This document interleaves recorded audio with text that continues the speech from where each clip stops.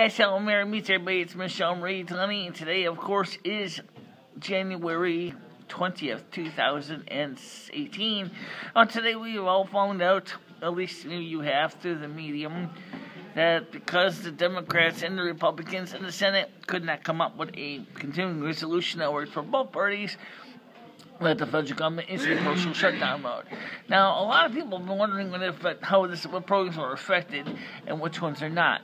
Well, I'm going to tell you I know, and that's probably not everything. So let's go through this. Social Security disability will continue. Medicare, Medicaid will potentially be under this because they depend on getting grants, money authorized by the continuing resolutions and by the federal budget. So they probably will be cut. Of course, I'm sure if there's any money that was the block grant left over that was left to the states, the states will use that money left over to continue to fund their Medicaid because it's a block grant. The National Science Foundation, closed. The National Endowment for the Arts, closed. There was another one I forgot. They said that would be closed. I guess it's called NPR. No, that's not National Public Radio. That probably won't be closed because that's being supported by pledge breaks. But there's another organization, government agency that will be closed. Non-essential IRS employees, such as taxpayer representatives and refunds, will be closed or delayed. So don't expect to get your IRS refund early, guys, because you filed your taxes early, because it's not going to happen during the shutdown. Okay? Federal parks and monuments. Donald Trump has said that he is going to keep those open, but there will be no crew to clean the toilets. I remember last night I was drinking, he said, you might want to bring your own toilet brush and bring your own toilet cleaner. I was kind of joking, but I'm actually kind of serious, because if you're really worried about putting your butt on an icky, dirty seat, this is something you should do. That means that there will be no toilet paper in the stalls. Okay. Bring a roll of wipey, because you're going to need it, even if you can use it and get into the bathroom. And it probably will be, because Donald Trump said that the parks themselves will be open, but the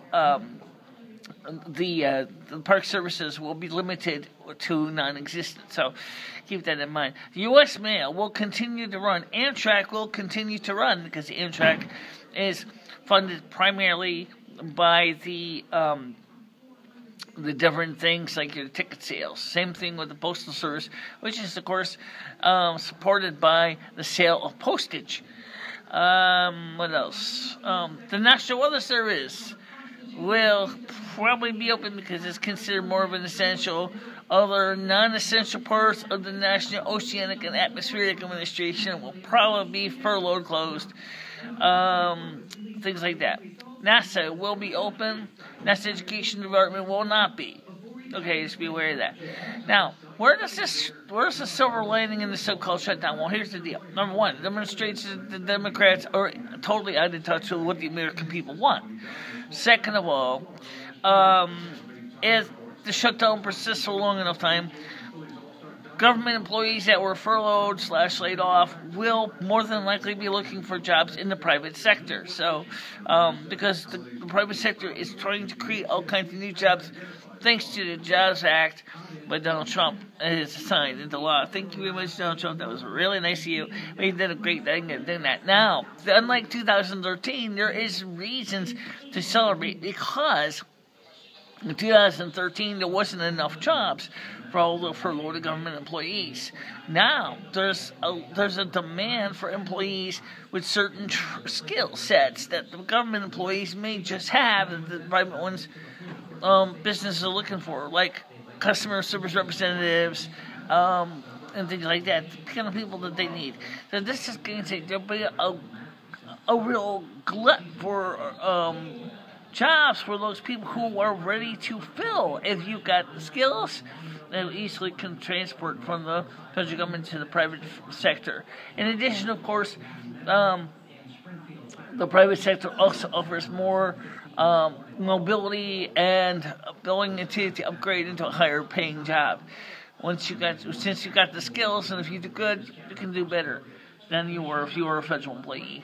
So a lot of what's going to happen if this is a long-term shutdown is you're going to start to see government job attrition. In other words, as people leave government jobs that are being furloughed, those jobs will eventually probably be kind of declared unnecessary chaff and will be eventually phased out. And the government will see how much money they're saving. That's where Donald Trump, as a businessman, knows this. That's why he said what this country needs is a good shutdown. I think he did say that. I'm not absolutely sure, but what this also means is in 2018 is all those Democrats that thinking they're going to be guaranteed safe on the gravy train of Democratic politics, not so much.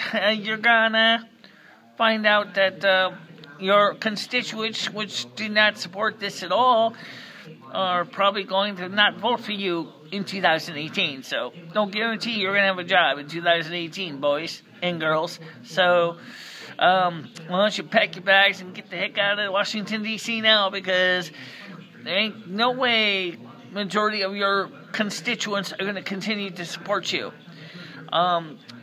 I think as the Republicans have tried very hard to come up with an arrangement, that Chuck Schumer has just fought long and hard to add things to the continuing resolution that just doesn't need to be added.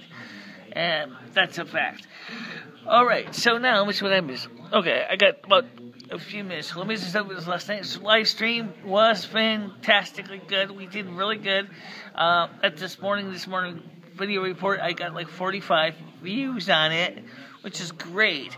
And we're going to be having another one on Sunday that was already scheduled using Google Hangouts on air. Then on Monday, we're going to do another one. Tuesday, we're going to do another one. Wednesday, we're going to do another one. Thursday, we're going to do... Okay, you get the idea. So the only day we're not going to do a live stream is on Saturday, so I can get other things done that had nothing to do with live streams.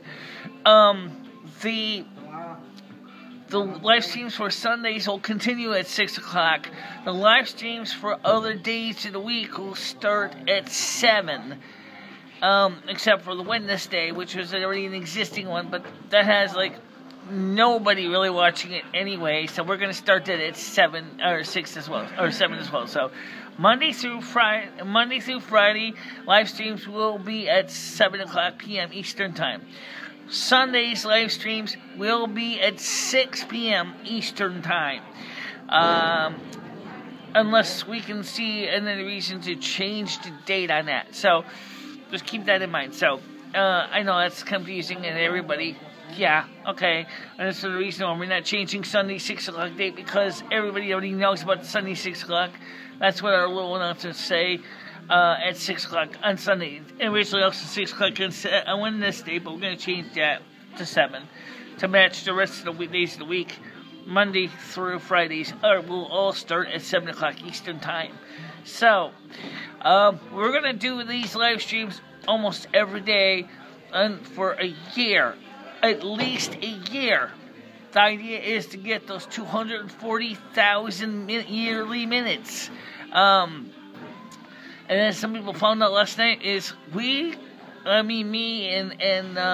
one of the other people there on my show, People Peace, were covering some really interesting topics, and people were kind of puzzled about some of the stuff.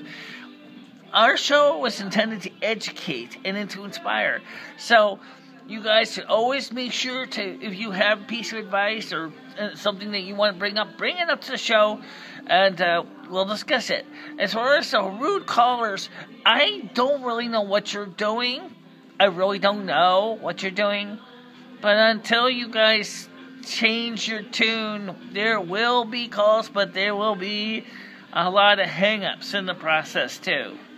Because several legitimate callers couldn't even reach through to the show last night, and that really upset me a lot, because, as I explained, we only have one phone line. Well, anyway, my wrist is getting tired, so I'm going to get ready to wrap this up. So I'll see you on Sunday. Okay? Bye-bye.